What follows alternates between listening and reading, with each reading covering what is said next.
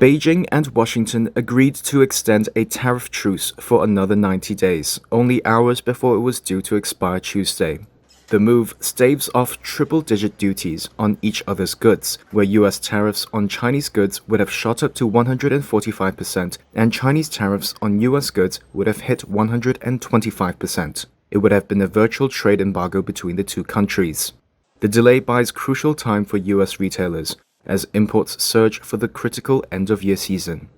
U.S. President Donald Trump announced on Truth Social Monday that he had signed an executive order suspending higher tariffs until November, while China's Commerce Ministry issued a parallel pause on extra tariffs early on Tuesday. It also suspended adding some U.S. firms it targeted in April to trade and investment restriction lists. China said the extension was, quote, a measure to further implement the important consensus reached by the two heads of state during their June 5th call, and would provide stability to the global economy.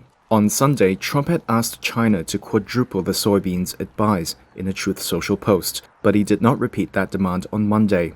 The two sides had announced a truce in their trade dispute in May in Geneva, Switzerland, agreeing to a 90-day period to allow further talks. They met again in Stockholm, Sweden in late July, and U.S. negotiators returned to Washington with a recommendation that Trump extend the deadline. Commerce Department data showed last week imports from China early this year surged to beat Trump's tariffs, but dropped steeply in June. The U.S. trade deficit with China tumbled by roughly a third in June to $9.5 billion, its narrowest since February 2004.